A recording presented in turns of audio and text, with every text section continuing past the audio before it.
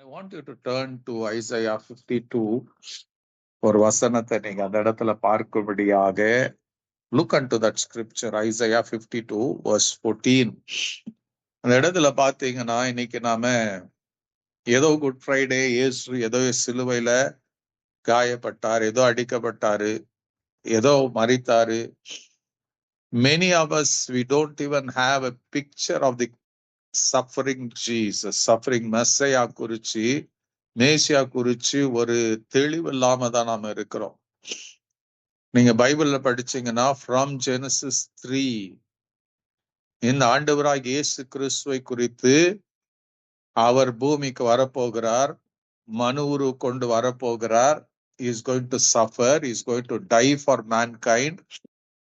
அந்த மரித்தோடு முடிய போகிறதுல is going to rice up on the Thursday, மூன்றாம் நாள்ல உயிரோடு எழும்ப போகிறாரு, நியாயம் தீர்க்க போகிறார் என்பதை எழுதப்பட்டு இருக்கிறது. சங்கீதங்கள்ல எழுதப்பட்டு இருக்கிறது, எஸ் தீர்க்க தரிசன புத்தகத்துல எழுதப்பட்டு இருக்கிறது, எல்லாம் எழுதப்பட்டு இருக்கிறது. Amen. And the Good Friday or in the Passover, it was not a surprise for God. தேவனுக்கு ஒரு ஆச்சரியமா இருக்கல. பட் ஃபார் மனுஷனுக்கு என்ன இருந்துச்சுங்க, ஒரு பிரமிப்பா இருந்தது, ஒரு ஆச்சரியப்படுகிற சம்பவம் தான் இந்த சிலுவை, இந்த மரணம், இந்த ரத்தம் செஞ்சதெல்லாம். ஏன் தேவனுக்கு ஆச்சரியமா இருக்கலன்னா, have you any time thought about that? God was not astonished or he was not taken by surprise the suffering of Jesus, because God himself designed it. மனுக்குலத்தினுடைய நன்மைக்காக தேவன் வடிவமைத்த ஒரு கிருபை அது. It was designed by God. It was not designed by the devil. It was not designed by the Roman government. It was not designed by any human. It was designed by God himself. He designed the cross. He designed the sufferings. So God designed, இது எல்லாத்தையும் design பண்ணி நம்ம ஆச்சரியப்படுத்தினார். Still God, தேவன் என்ன பண்றார், astonish பண்ணி கொண்டு இருக்கிறார், ஆச்சரியப்படுத்தி கொண்டு இருக்கிறார். Even today God is still astonishing his people. எப்படி அஸ்டானிஷ் பண்றாருங்க? when he executes, அவருடைய சித்தத்தை பூமியில நிறைவேற்றும் போது, அவருடைய சித்தத்தை உங்க வாழ்க்கையில நிறைவேற்றும் போது நீங்க ஆச்சரியப்பட்டு கொண்டு இருக்கிறோம். சங்கீதத்துல சொல்லும், சங்கீதம் 106ல கர்த்தர் சிறையிருப்பை திருப்பும் போது நமக்கு அது ஆச்சரியமா இருந்ததாம். when God changed, அவருடைய சிறையிருப்பு கேப்டிவிட்டியை மாத்தின போது சொப்பனம் காண்கிறது போல இருந்ததாம். அதே போலதான் அநேக காரியங்கள், it's like a dream coming true, or நம்ம ஆச்சரியப்படுத்துகிற காரியம். ஏசாயா 52ல படிச்சீங்கன்னா 14ஆம் வசனத்துல நான் ஏற்கனவே சொன்னேன், it was not shocking for God. அவர் சொல்றார், மனுஷனை பார்க்கிலும் அவருடைய முகப்பார்வையும் மனுபுத்திரரை பார்க்கிலும் அவருடைய ரூபமும் இவ்வளவாய் அந்த கேடு அடைந்திருந்தது. அடைந்தபடினால் அவரை கண்டு அநேகர் பிரமிப்படைந்தார்கள். So it happened when Jesus was hanging on the cross. அவர் உடம்பு முழுக்க ரத்த காயம், தலையில முள்முடி, blood was oozing out from his body. போகிறவர்கள் வருவர்கள் மேல தலை தூக்கி பார்த்து அவங்கள் பிரமித்து அடைந்து போனார்கள். சில பேர் மாக்கரி பண்ணாங்க, பட் சில பேர் என்ன பண்ணாங்க, அந்த வேதனை அவர் கடந்து போகிற பாதையை தாங்கி கொள்ள முடியல. அந்த 100க்கு அதிபதி when saw Jesus உடைய அந்த கடைசி சத்தத்தை கேட்ட போது, when Jesus cried and gave up his breath, அவன் சொன்னா he is really the son of God ன்னு சொல்லக்கூடிய பிரமிப்பு அவனுக்கு ஏற்பட்டது. எவ்வளவு பேருக்கு பிரமிப்பு அடைஞ்சதோ தெரியாது, பட் for some அது பிரமிப்பூட்ட காரியம். For God, it was his will. It was மனுஷனை மீட்கும்படியாக தேவன் போட்ட ஒரு பெரிதான திட்டம். Amen. Hallelujah. So when Jesus cried on the cross, It was from the pain, agony. எதுக்குங்க? He was God. அவரே தேவனாக இருந்தாரு. ஆனா அவருடைய கதறலும் அவருடைய கண்ணீரும் அவருடைய சத்தமும் இருதயத்தை நொறுக்கக்கூடியதா இருந்தது. நீங்க ஏசாயா 53 படிக்கலாம். சரி, we turn to Psalm 22, 22ஆம் சங்கீதத்தை பார்த்தீங்கன்னா மெசியானிக் சங்கீதம் அது சொல்லுவாங்க. அதுல அவர் சொல்லுவார் இந்த ஃபர்ஸ்ட் வேர்ஸ்ல, என் தேவனே என் தேவனே ஏன் என்னை கைவிட்டீர், எனக்கு உதவி செய்யாமலும் நான் கதறி சொல்லும் வார்த்தைகளை கேளாமலும் ஏன் தூரமாயிருக்கிறீர். Hallelujah. Jesus saw the wrath of God. அந்த சிலுவையில தேவனுடைய கோப ஆக்கினையை பார்த்தார்.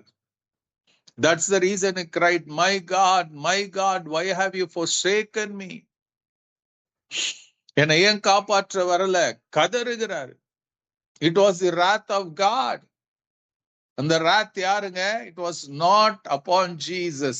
அந்த கோபம், அந்த wrath, it was against mankind. மனுஷன் பாவம் செய்து தேவ மகிமை அற்றவனாகி போனபடினால மனுஷனுடைய பாவம் தேவனுக்கும் மனுஷனுக்கும் பிரிவினை உண்டாக்கினபடினால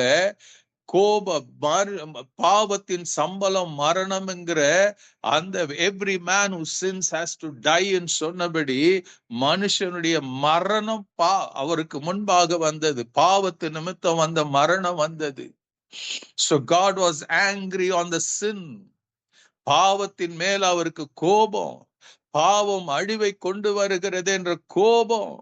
அந்த கோபத்தை அவர் என்ன பண்ணாருங்க? அவர் அந்த கோபத்தை நியாயப்படுத்தி கொள்ளணும். So God took, தேவன் என்ன பண்ணாருங்க? அந்த கோபத்தை மனுஷராகி உங்க மேல என் மேல காட்ட முடியல. Because he knew how feeble we are, how fragile நீங்களும் நானும் இருக்கிறோம், எவ்வளவு பலவீனமா இருக்கிறோம் என்று அறிந்து அவர் என்ன பண்ணாருன்னா, he sent Jesus. அவர் மேல தன்னுடைய கோபத்தை ஊற்றினார், கோப ஆக்கினையை ஊற்றினார். He poured his wrath on Christ Jesus. அந்த கிராஸ் அதை பார்த்தா இயேசு கதறுகிறார், என் தேவனே என் தேவனே ஏன் என்னை கைவிட்டீர்? Why Lord, why did you forsake me? Why are you far from saving me? So far my cries of anguish. My God, I cry out by day, but you do not answer by night, but I find no rest. That was the anguish. பிரமிப்படைந்து பார்க்கிறாங்க. Jesus ஏன் மனுஷன் பிரமிப்படைஞ்சான்? Because they couldn't recognize this Jesus. 5 நாளைக்கு முன்னாடி இருந்த தேவ மனுஷ மேசியா இல்ல, தாவீதின் குமாரன் இல்ல. அவர் அழகையும் சௌந்தரியத்தை இழந்து போயிருந்தாரு. They couldn't recognize. ஒரு மனுஷனை விட கேவலமா ஒரு டிஸ்பிகரா இருந்தாரு. மனுஷனுடைய யோசித்து பாருங்க, இந்த உலகத்துல நீங்க ஜஸ்ட் ஒரு ஹாஸ்பிட்டலுக்குள்ள போனீங்கனாலும் ஏதோ ஒரு இடத்துல ஒரு ஆக்சிடென்ட் ஆனவங்களை பார்த்தாலும் நீங்க சந்தோஷமா அந்த காயப்பட்ட மனுஷனை பார்க்க முடியுமா? You feel so much pain. அந்த காயங்கள்னால அந்த ரத்தத்தை பார்க்கும் போது. அப்போ மனுஷன் அவர் நகர வாசலுக்கு புறம்பே பாடுபட்டு கொண்டு இருக்கிறார். பார்க்கிறவங்க எல்லாம் ஆச்சரியப்படுறாங்க. Where did that face go? அவருடைய முகம் அவருடைய முகமா இருக்கல. Nobody could recognize the face of Jesus. They thought that he was one of the criminals. அந்த அளவுக்கு அவருடைய முகம் விகாரமாய் போயிருந்தது. அவருடைய சரீரம் ரெக்கக்னைஸ் பண்ண முடியாத அளவுக்கு போயிருந்தது. அவர் 3 ஆணிகளால் கடவப்பட்டு கொண்டிருக்கிறாரு. அவர் எலும்புகள் எண்ணக்கூடிய அளவுக்கு அவருடைய சரீரம் வழியினால தொங்கி கொண்டிருக்கிறது. 3 ஆணிகள்ல he is suffering so much. அந்த வேதனை நடுவுல தான் he looks to God. He couldn't see God. தேவன் தன் முகத்தை மறைத்தார். ஏங்க?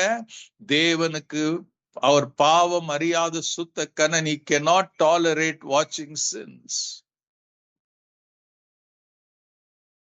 So when Jesus hung on the cross, he knew the loneliness.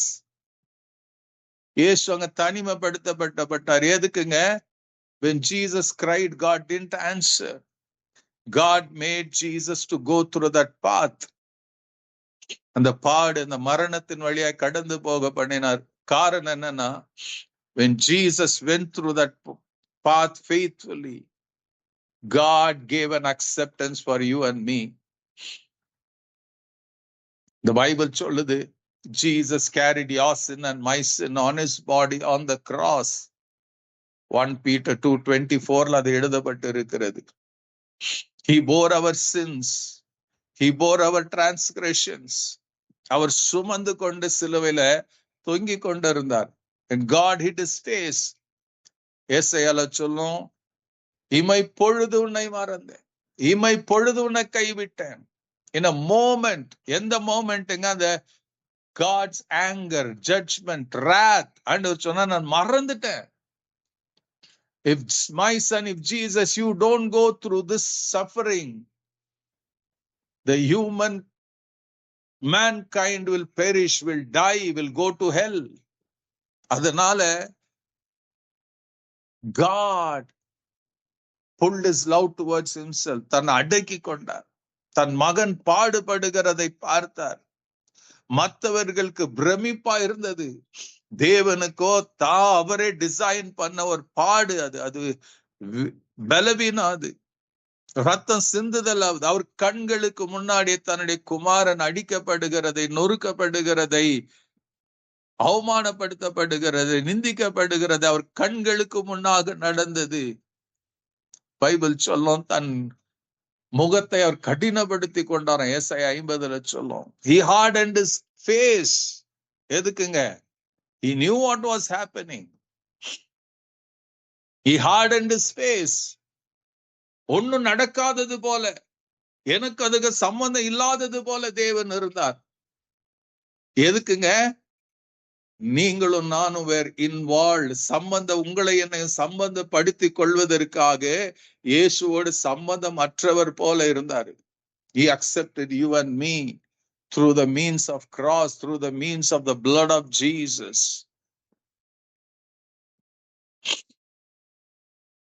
இன்னைக்கு அநேகருக்கு another 1 year, another one group, இன்னொரு குட் ஃப்ரைடே, ஏதோ போவோம், ஏதோ சர்ச்சுக்கு போவோம், வருவோம். that is the end of it.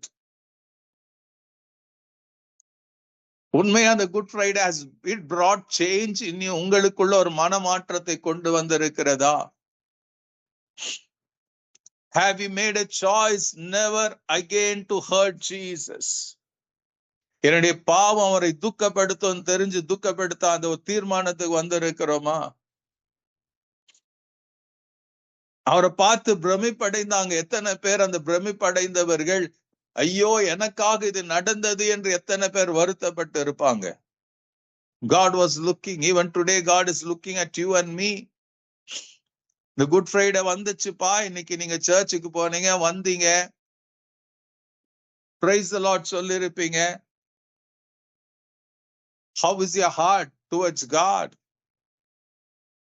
தேவன் பக்கமாக நீங்க எப்படி இருக்கிறீங்க? இன்னும் உள்ள பிரைடு இருக்கிறதா? இன்னும் உள்ள ஆங்கர் இருக்கிறதா?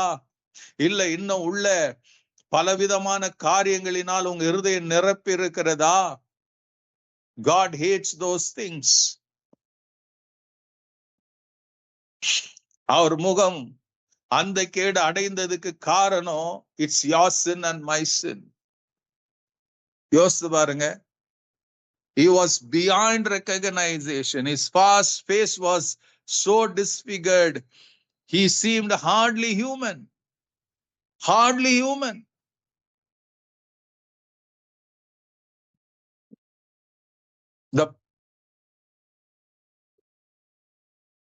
The reason is sin. உங்களுக்கு எனக்கு எவ்வளவு பேருக்கு தெரியும்? இந்த பாவத்தின் சம்பளம் மரணம். It disfigures the relationship with God and man. இந்த பாவ வாழ்க்கை நிமித்தம் தேவன் பார்த்து நம்ம பிரமித்து பார்த்து கொண்டிருக்கிறார். இவ்வளவு நான் செய்திருக்கிறேன், என் ஜனங்கள் அறிவில்லாம சங்காரமாய் கொண்டிருக்கிறார். when they will repent and come back to me. உண்மையான மனமாற்றம் எப்ப வரும்? உண்மையான பிரமிப்பு அவங்களுக்குள்ள எப்ப வரும்? உண்மையா எப்ப என்ன ஆச்சரியமா பார்க்க போறாங்க? உண்மையா என்னைக்கு சிலுவை ஆச்சரியமா பார்க்க போகிறாங்க? என்னைக்கு உணர போறாங்க? This cross was designed for me, but Jesus took that cross. எனக்காக ஏற்படுத்தப்பட்ட அந்த சிலுவை, Jesus embraced that cross. நீ எத்தனை காலம் நீங்களும் நான் இப்படி இருக்க போகிறோம்? Tonight I pray, may God bring that change that He wants in you and me. இன்னைக்கு இரவுல let us recognize the power of the cross. அது உணர்வோம். Jesus died in my place. Jesus was marred beyond recognition in my place.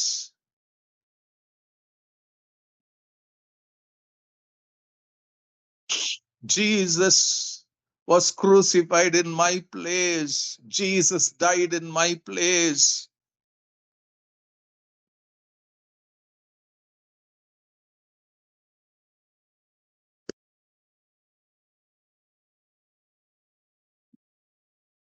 May this year, this day, உங்க வாழ்க்கையில ஒரு மாற்றத்தை கொண்டு வரக்கூடிய நாளா இருக்கட்டும் என்று நான் விரும்புகிறேன், ஜெபிக்கிறேன். May God be with you. God bless you.